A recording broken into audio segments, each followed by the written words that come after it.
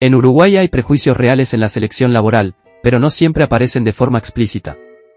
Muchas veces no te dicen, no te contrato por tu edad o por ser extranjero, aparece disfrazado de buscamos a alguien más dinámico, queremos a alguien que se adapte a la cultura, no tenés experiencia local, estás sobrecalificado, preferimos a alguien con referencias de acá o simplemente no te llaman. Para una persona mayor de 45 o 50 años, la barrera más fuerte no siempre es conseguir empleo cuando ya está empleada, sino reinsertarse después de perder el trabajo. INEFOP señala que en Uruguay las personas mayores de 45 enfrentan procesos de reinserción más largos y, muchas veces, con peores condiciones que su empleo anterior. Además, ubica la tasa de desempleo de ese grupo en torno al 9,2% según datos del INE de noviembre de 2025. Para una persona extranjera, el problema no es solo legal. Uruguay tiene una normativa bastante protectora. El decreto reglamentario de la Ley 18.250 reconoce que las personas migrantes tienen los mismos derechos laborales que los nacionales en admisión al empleo, remuneración, condiciones de trabajo y formación profesional. Pero en la práctica, distintos estudios identifican exclusión laboral, precarización y sobrecalificación de personas migrantes. Naciones Unidas Uruguay resume que, pese a los avances normativos, se observan dificultades de acceso al empleo, precarización y sobrecalificación laboral. Cuando se combinan las dos condiciones, mayor y extranjero, el riesgo se multiplica, edadismo y falta de redes locales y posibles dudas sobre documentación, experiencia, de afuera, referencias, acento, nacionalidad o adaptación cultural. En una investigación sobre inclusión laboral migrante en Uruguay se recoge incluso que a personas migrantes mayores de 50 les ha resultado casi imposible insertarse en sus profesiones. El edadismo laboral en Uruguay suele funcionar de manera silenciosa.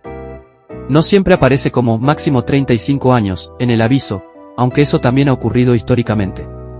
Aparece más como una sospecha del empleador, que la persona mayor va a pedir más sueldo, le costará adaptarse, no maneja tecnología, trae mañas, no encaja con equipos jóvenes, tendrá problemas de salud o se irá pronto a jubilarse. El problema es que muchos de esos supuestos no miden la capacidad real de la persona. Son atajos mentales. El artículo jurídico de Ignacio Subillaga sobre Uruguay afirma que la edad avanzada puede ser un motivo de discriminación y destaca que las ofertas laborales suelen imponer límites de edad sin justificación vinculada al cargo. También señala que esta discriminación está bastante invisibilizada y naturalizada.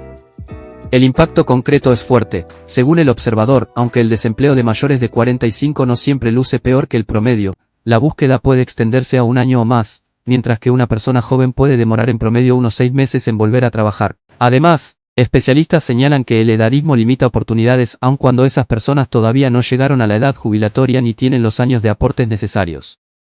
En Uruguay, el extranjero puede enfrentar varias barreras al mismo tiempo. Primero, la barrera documental o administrativa. Aunque la ley proteja derechos, algunos empleadores pueden usar la cédula, residencia, trámites o desconocimiento normativo como filtro.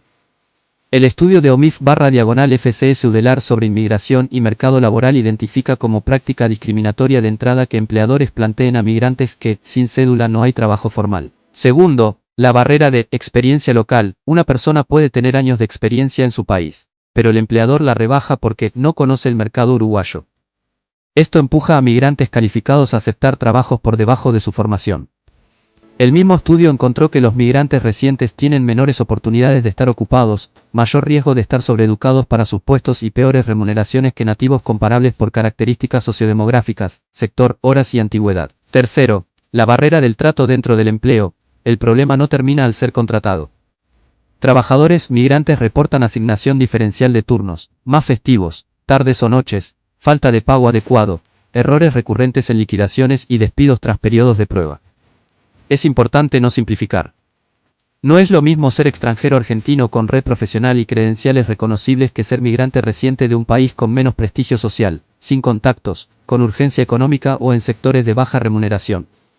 Un informe del BPS de 2025 muestra una realidad mixta. En promedio, los puestos cotizantes migrantes tenían sueldo promedio superior al de nativos, pero la mediana salarial migrante era inferior, lo que indica que más del 50% de los puestos migrantes percibía menos que el puesto mediano nativo. Es decir, algunos migrantes calificados ganan muy bien, pero una gran parte queda en posiciones más vulnerables. La desigualdad también cambia por sexo y edad. El BPS encontró que, en mujeres migrantes de 60 años o más, la brecha salarial se vuelve desfavorable en 29,6%, mientras que en hombres migrantes mayores aparece favorable. Esto sugiere que el cruce entre edad, género, nacionalidad y sector pesa mucho. Mayor y extranjero, la combinación más complicada. Cuando una persona es mayor y extranjera, el empleador puede acumular dudas, aunque no las diga, tendrá referencias locales. Se adaptará a nuestra forma de trabajar. Será más caro. ¿Tendrá papeles en regla? ¿Su experiencia sirve acá? ¿Le costará la tecnología? ¿Encajará culturalmente? ¿Se quedará en Uruguay? Ese combo puede hacer que la persona quede fuera antes de demostrar capacidad. En términos prácticos, la edad genera sospechas sobre flexibilidad y actualización, la extranjería genera sospechas sobre confianza, referencias, estabilidad y conocimiento local. Juntas producen una barrera de entrada más alta. La investigación de Juan Pablo Terra sobre migrantes en Uruguay muestra algo clave: incluso cuando hay apertura inicial para contratar migrantes, algunos empleadores pueden aprovecharse de la necesidad de trabajo, asignando más tareas, pagando menos o incumpliendo lo prometido. ¿Cuánto influyen las recomendaciones, el amiguismo y los compromisos? Influyen mucho, pero hay que separar tres cosas. Recomendación legítima: alguien te refiere porque conoce tu trabajo. Eso puede ser positivo y no necesariamente injusto. Red de contactos: te enterás antes de una vacante, llegás directo a quien decide o pasás el primer filtro. Esto es muy importante en mercados chicos. Amiguismo, enchufe, compromiso: alguien entra no porque sea el mejor candidato, sino porque hay una obligación personal, familiar, política, comercial o de agradecimiento. En Uruguay, como mercado relativamente chico, las redes pesan bastante. La evidencia académica sobre redes personales indica que contar con alguien que intermedie entre el puesto y el candidato amplifica las probabilidades de obtener empleo. Incluso consultoras como Randstad Uruguay recomiendan activar la red de familiares, amigos y contactos porque pueden conectar al candidato con empresas o avisar de oportunidades.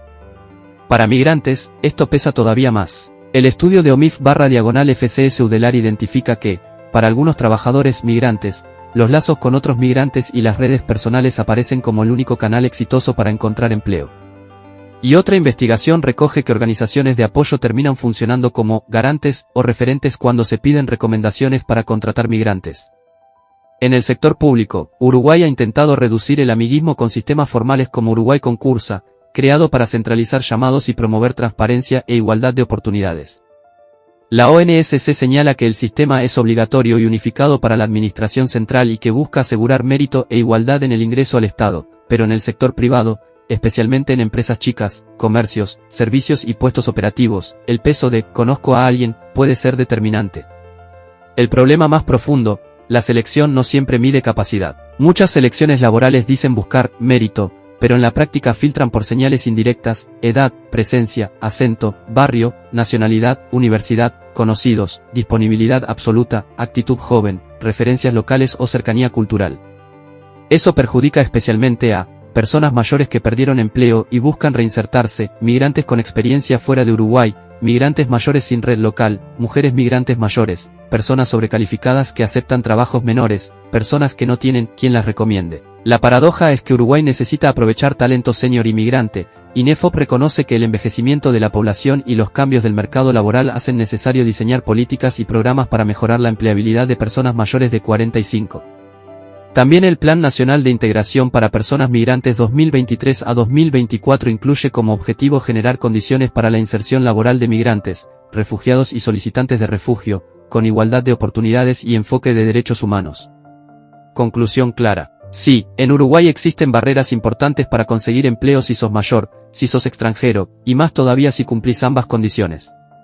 No siempre son barreras legales ni explícitas, muchas veces son barreras culturales, de confianza, de redes y de prejuicios.